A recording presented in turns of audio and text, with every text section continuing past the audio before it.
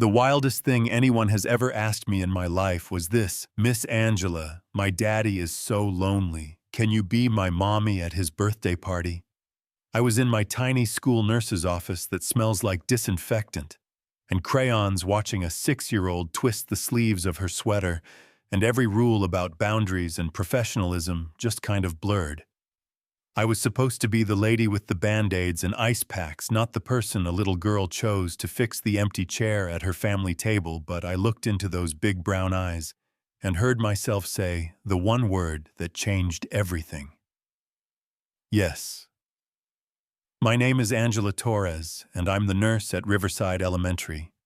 If you've ever been in an American public school, you know my world. Buzzing fluorescent lights, cracked linoleum, one plastic cot in the corner, a cabinet of generic Tylenol kids lined up with stomach aches that are almost never about food. Parents, remind me I'm not a real doctor. Teachers drop kids off like I'm a babysitter. The principal mostly remembers I exist when he needs someone to cover lunch duty, you know what I mean? I care about those kids like they're mine, but most days I'm just background noise the woman in scrubs people talk over. That afternoon, when Sophie walked in with her so-called tummy ache swinging her feet and avoiding my eyes, I could tell this wasn't about math or recess. Her temperature was normal, her pulse steady, but her little face had that too old, too tired look. I hate on a kid, so I sat down so we were eye to eye and said, "All right, Soph, talk to me. What's really going on?" Her lower lip started to wobble. She tried to stare at the poster about hand washing behind me. Then her eyes filled up and the words tumbled out. "Miss Angela, my daddy cries at night," she whispered. "He thinks I don't hear him, but I do. He sits on the couch and looks at pictures of my mommy. She went to heaven 3 years ago. He says she's watching us, but I think he's lonely all the time." I had heard the town talk. Cameron Mitchell, the guy who built 3 restaurants from nothing, widowed young when his wife Rachel died, the dad who never misses a conference.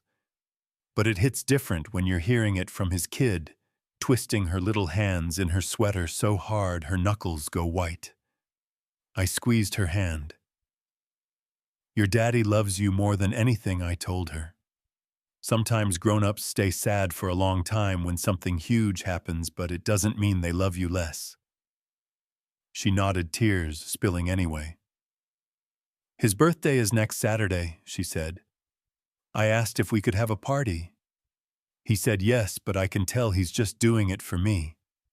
All his friends are married. They have mommies and daddies together.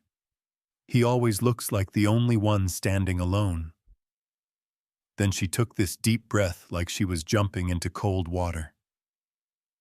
"You are always nice," she said. "You smell like vanilla cookies. You make me feel safe. You help all the kids, so I know you have a lot of love in your heart.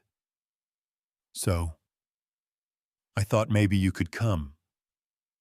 My daddy is so lonely. Can you be my mommy at his birthday party?"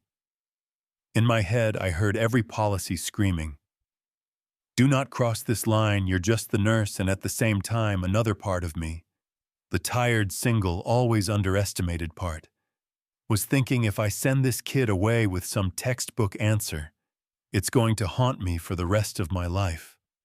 I'm 32, single, living in a small apartment, with a cat who only loves me at feeding time, getting weekly calls from my mom about grandkids, working a job where people assume I don't know much because I don't have doctor in front of my name. And here was this little girl looking at me like I might be the one person who could make her dad smile again. So instead of being wise and professional, I heard myself say, "What time does the party start?" Her whole face lit up like someone flipped on every Christmas light in town. "You'll come, you'll really come," she squealed, launching herself at me. I almost fell off my stool. "I'll come," I said, laughing, hugging her back, "but you have to make sure your dad is okay with it." "All right, he will be," she said, with that absolute 6-year-old confidence. "You're going to love my daddy. He makes the best spaghetti in the world. That night, I told my best friend Nicole over coffee. She stared at me over her mug like I'd grown a second head. So a first grader basically cast you as her trial run mom at her widowed millionaire dad's birthday party, and you said yes, she said. Angela, that is crazy, and also exactly the kind of thing you would do. She reminded me that if anything went sideways, the district wasn't coming for the guy with 3 restaurants. They were coming for the school nurse. Then she sighed and said, "But if you'd said no, you'd be up at 3 a.m., replaying that conversation for the next 10 years. So I guess you already made your choice." A few days later, I called the number Sophie gave me, palms sweating like I was a teenager calling a crush. "Mr. Mitchell, this is Angela Torres, the nurse at Riverside," I said. I explained gently what Sophie had asked. There was a long pause on the other end, and then a tired voice said, "I am so sorry she put you in that position. You absolutely do not have to come. I'll talk to her." Something about the way he said position made my chest ache. Actually, I heard myself say, "I would like to come if you're comfortable with it. Sophie is a special kid. I'd be honored to celebrate with you both." There was another pause, softer this time. "Thank you," he said quietly. "That means more than you know." The day of the party, I stood in front of my closet like it was a pop quiz I hadn't studied for. What does a school nurse wear to a student's dad's birthday party without looking like she's trying too hard or not trying at all?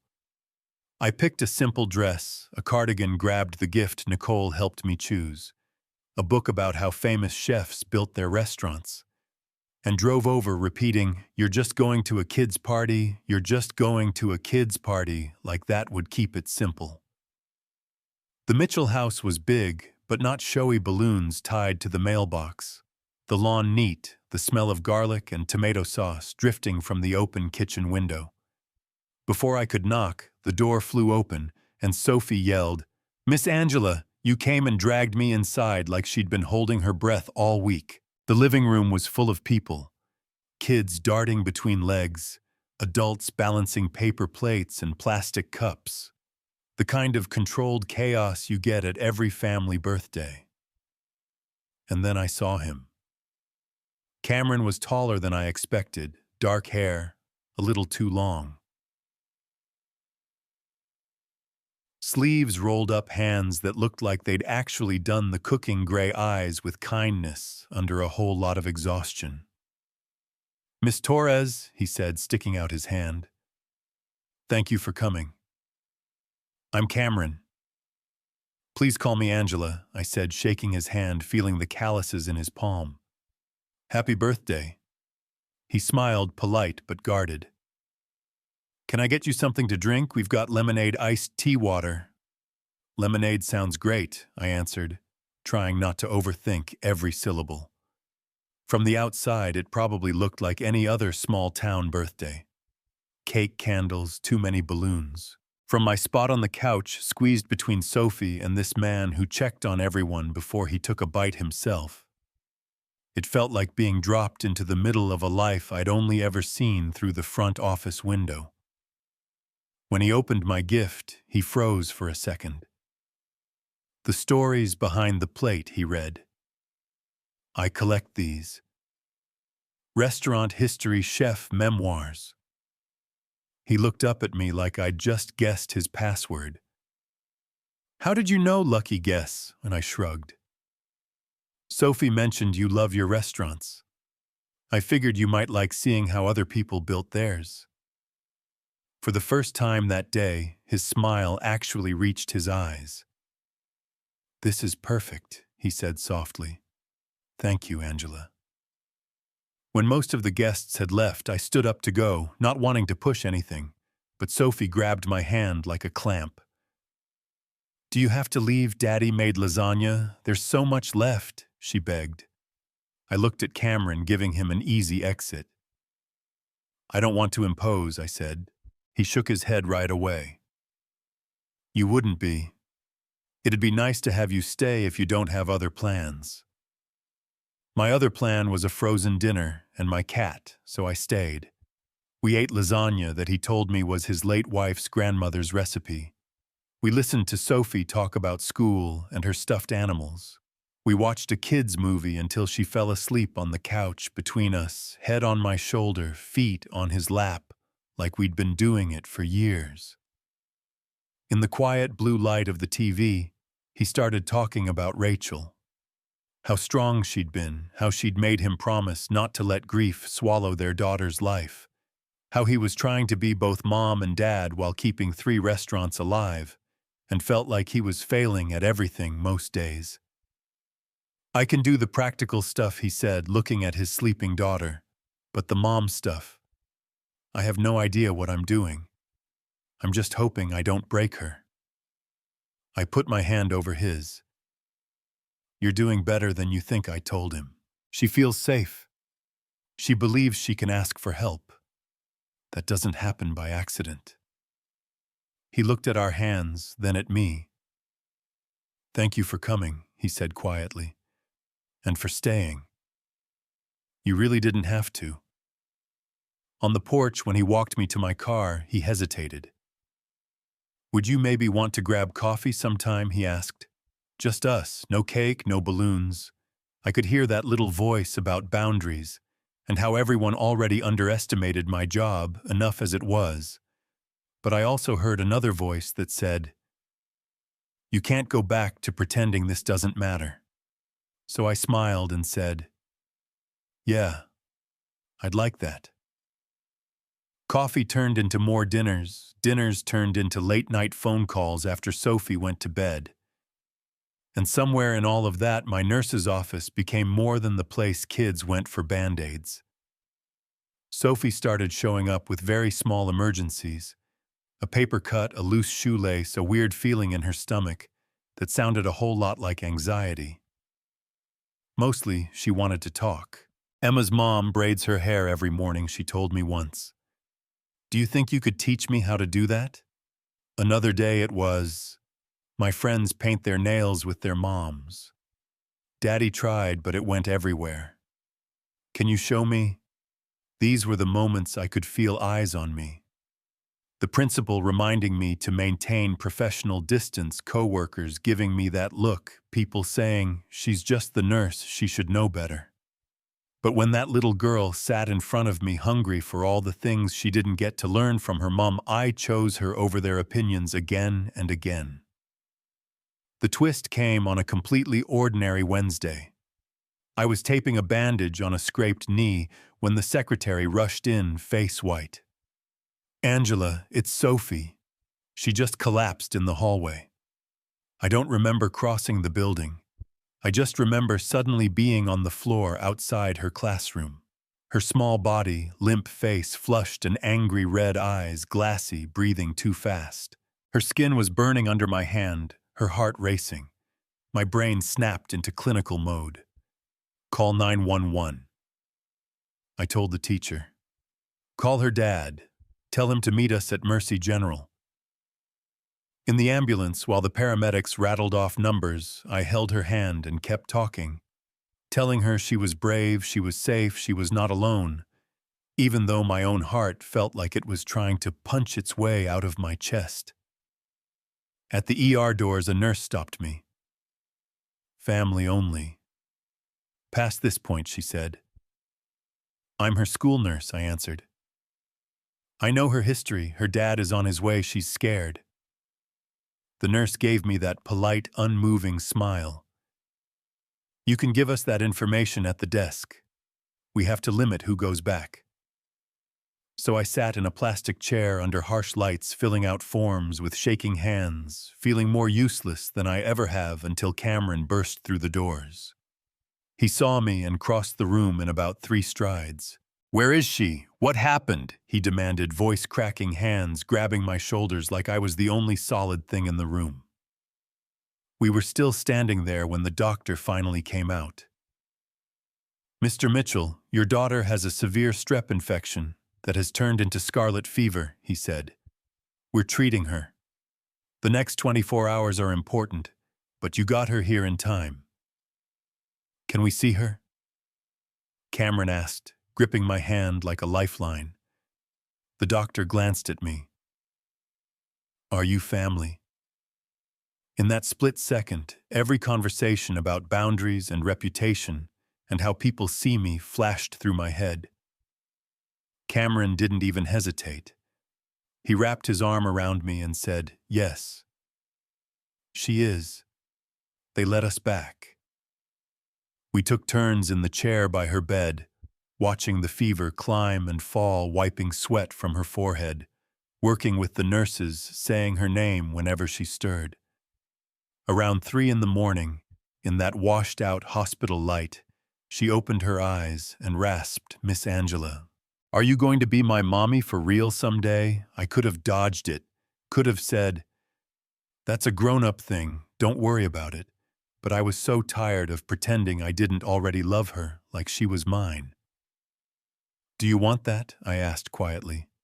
She nodded, eyes huge. "I want us to be a family, you and Daddy and me," she whispered.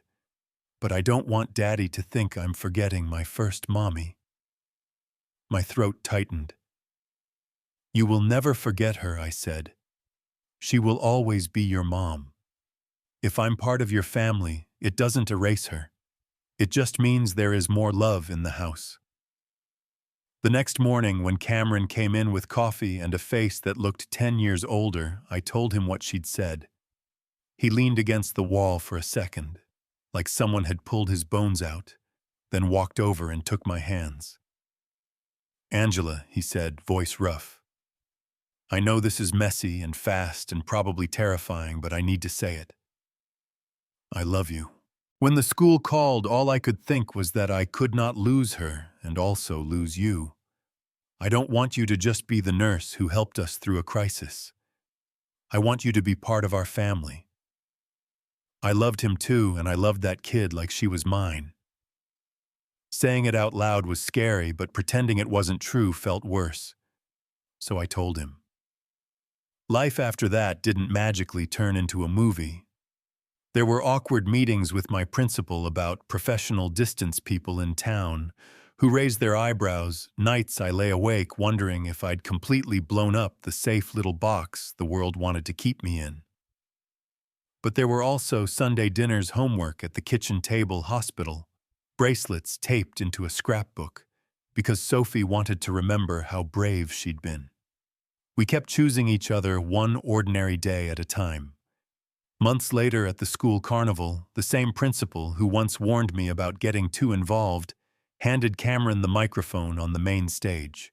In front of kids, parents, and coworkers who used to call me just the nurse, he told the story of how his daughter walked into my office with a tummy ache that wasn't a tummy ache.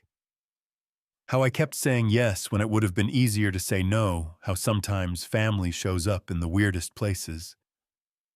Then he got down on one knee while Sophie stood beside him, holding a small ring box with both hands and a grin that could have lit up the whole fair. "Angela," he said, voice shaking. "Just a little, will you marry me and officially be part of our forever?" I said yes, obviously crying in front of half the town, while kids screamed and someone in the back yelled, "Finally!" Yeah, that happened. So that's how the school nurse everyone overlooked ended up as the wife of a widowed restaurant owner and the second mom to a little girl who once asked if I could pretend for just one afternoon. Some people hear this story and think I crossed too many lines, risked my job, should have protected myself more. Others say I did what any decent human with a beating heart would do. I'm not here to pick a side for you. I'm just telling you what happened when one child looked at me and asked for something huge, and I decided for better or worse to say yes. So if you were in my shoes, sitting in that little nurse's office with a 6-year-old begging you to help her lonely dad smile again, would you have said yes to that birthday party, or would you have stayed professional and kept your distance? And do you think I was wrong to let myself become family in a situation like this? Tell me in the comments what you honestly think. Share your own stories about times you or someone you know cared too much. Hit like if you believe sometimes love matters more than perfect boundaries. And if you want more stories from this side of the nurse's office, don't forget to subscribe, because trust me, I have seen some things.